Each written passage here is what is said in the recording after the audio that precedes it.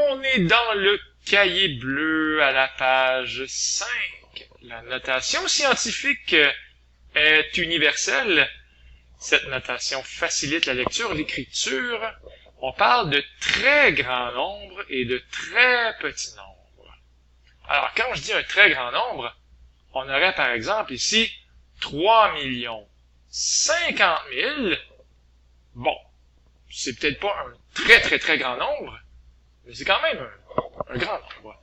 Donc, peut-être qu'on va trouver une façon d'écrire ce nombre-là en étant un peu plus paresseux.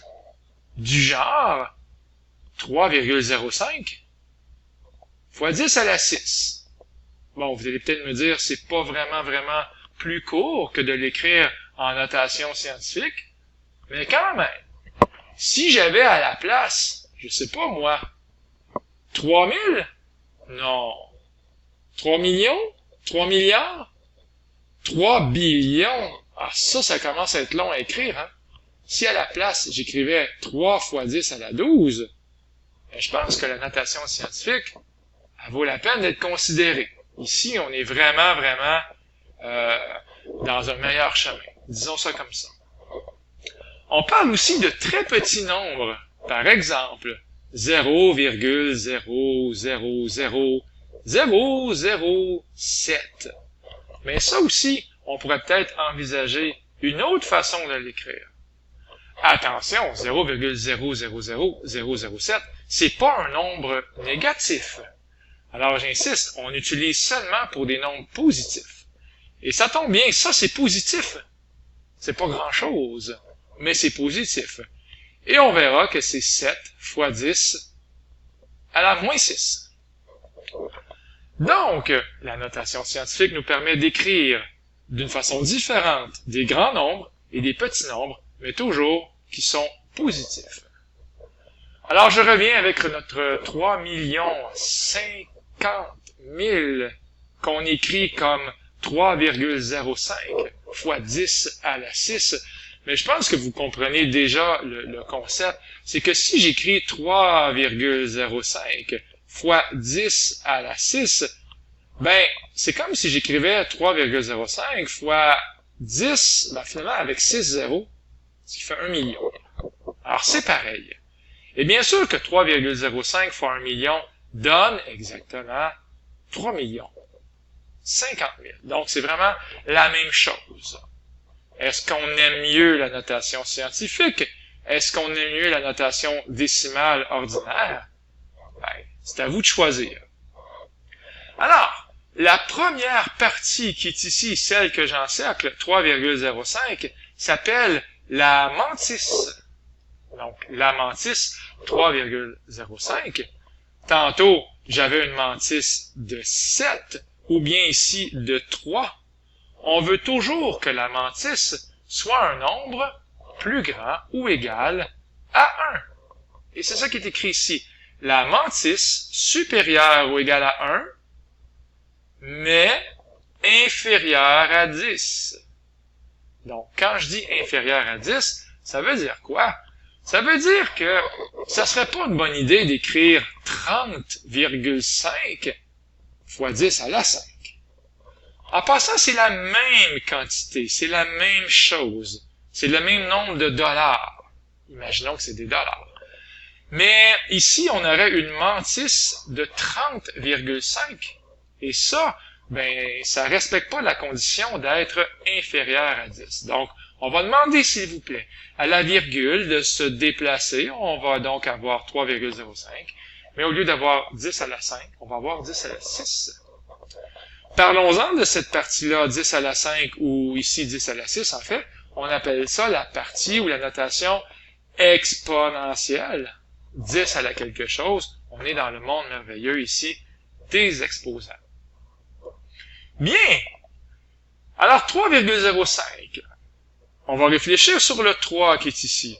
On appelle ça notre premier chiffre significatif. Évidemment que c'est significatif. Si j'écris 2 fois 10 à la 6, ça veut dire que j'ai 2 millions de dollars. Bon, alors c'est significatif. Le 2, il veut nous dire quelque chose. Il signifie il signifie pas autant que si c'était 7 fois 10 à la 6. Alors, ça veut dire, dans le fond, que ce chiffre-là, ici, 2 et 7, il est de la plus haute importance. Il est en train de nous dire combien on a de millions. Parfait. Alors, le premier chiffre significatif, le plus important, ici, c'est 3. Là, ici, c'est 2, ici, c'est 7. Mais on peut avoir d'autres chiffres significatifs, comme le 0. Il signifie quelque chose, le 0. Ça veut dire que des centaines de mille, il y en a 0. Puis lui, il signifie quelque chose. Des dizaines de mille, il y en a 5. Bon, peut-être que ma flèche est pas super au bon endroit. On va essayer de le pointer mieux que ça. Donc ici, il y en a 5 des dizaines de mille. Donc, ça signifie quelque chose. Et plus on met des chiffres significatifs, plus notre nombre y est précis. Mais je reviens à mon exemple au tout début. Là. 3 billions. Imaginez un instant que non seulement vous avez 3 billions de dollars, mais vous trouvez un dollar dans la rue et vous daignez même vous pencher pour le ramasser. Allez-vous vraiment écrire que ça fait 3,000? Allez-vous écrire ça fois 10 à la 12? Allez-vous mettre tout ça là pour signaler au monde entier que vous avez trouvé un dollar par terre? Je pense qu'il est pas vraiment significatif. Alors, il l'est, mais il est tellement loin dans les 3 billions de dollars qu'il n'est pas vraiment important. Donc, on va plutôt s'en tenir à 3 fois 10 à la 12. Alors, c'est important de réfléchir, dans le fond, à combien de chiffres significatifs on veut mettre dans notre notation scientifique. Maintenant, allons un petit peu voir ce qui se passe de l'autre côté. Changeons de couleur.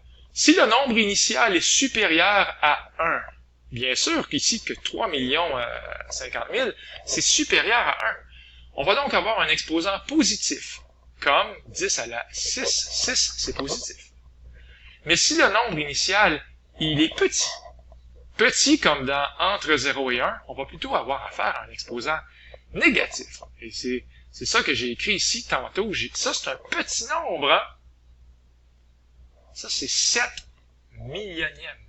Et c'est quand même petit. Et c'est pour ça qu'on a un exposant ici qui est négatif. Dans le fond, ça veut dire, prends le 7, présentement la virgule est ici, puis bouge la virgule 6 fois. 6 fois, mais de façon à rendre ton nombre vraiment petit. Alors, ce que tu peux faire, c'est rajouter des zéros, là, en mettre quelques-uns en banque, puis à go, on bouge la virgule, on la déménage. Alors, go, c'est parti. 1, 2, 3, 4, 5, 6. Alors, on prend ça ici, et quand on met ça dans l'ordre, ça fait 0,000,007. Avez-vous remarqué que j'ai fait des paquets de 3 avec mes zéros? Donc, il y a 3 zéros ici, c'est ces 3-là. OK? Alors, j'ai 0 ici, virgule 0,000,007, comme ça ici. Donc, on essaie de faire des paquets de 3, toujours à partir de la virgule. Hein? Donc, ma virgule, elle est ici. On va faire un paquet de 3 si c'est possible. Mais toujours commencer les paquets de 3 immédiatement après la virgule. Bon, et finalement, une autre façon de voir la vie, comment convertir, c'est une façon de l'enseigner. Si j'ai 75 000, c'est la même chose que 75 000 fois 1. On se rappelle que la mantis doit être pas trop grande, hein? Plus grande ou égale à 1, mais plus petite que 10. Donc, je vais prendre mon 75 000 puis je vais lui dire, toi, là, t'es beaucoup trop gros. On va te calmer un peu. On va te diviser par 10 000. En divisant par 10 000, c'est comme si je bougeais la virgule 1, 2, 3, 4 fois. Donc, ici, mon 75 000, il est devenu 7,5. Ben, pour compenser, il y en a un qui a diminué, mais il va falloir qu'il y ait quelque chose d'autre qui monte. Et c'est ça ici qui va monter. Présentement, j'ai 1, comme dans 75 000 fois 1. Ben, si j'ai divisé par 10 000 ici, je vais multiplier par 10 000, ou si vous préférez, 10 à la 4. 10 000, c'est 10 à la 4. Donc, c'est une façon de le voir. On ajuste de cette façon-là. On diminue le 75 000 et on augmente pour écrire 10 à la 4. Alors, on a ici la même chose là que là. Et ça fonctionne aussi avec les petits nombres. On a 0,00005. Nous, on veut une mantis de 5. On va donc multiplier par 100 000 pour que ce tout petit nombre ici devienne 5. Il a grandi. Mais si je multiplie par 100 000, je dois compenser. Et le fois 1 qui est ici, on va le diviser par 100 000. OK. Sauf que de diviser par 100 000, c'est la même chose que de multiplier par 1 sur 100 000. C'est pareil. Ou, si vous préférez, de multiplier par 0,00001. Comptez bien vos zéros, faites attention. Alors, en multipliant par 0,00001, ben, c'est la même chose que de multiplier par 10 à la moins 5. Oui, 10 à la moins 5, absolument. Parce que 10 à la 0, ça fait 1, et 10 à la moins 1, ça fait 0,1. Et 10 à la moins 2, ça fait 0,01. On peut les apprendre par cœur, mais surtout, on peut les comprendre. Ici, c'est 0,001 pour 10 à la moins 3, et ainsi de suite. C'est comme ça que ça fonctionne. Attention au petit piège. En anglais, le mot billion, j'ai pas dit billion, là, j'ai dit billion. Ça veut dire milliard. Et nous, quand on dit billion en français, un billion, ben ça c'est, comme j'ai écrit tantôt, ça c'est 3 billions. Mais en anglais, on dit pas billion. Parce que billion, c'est des milliards. Ici, c'est 3 billions, et en anglais, je pense que c'est écrit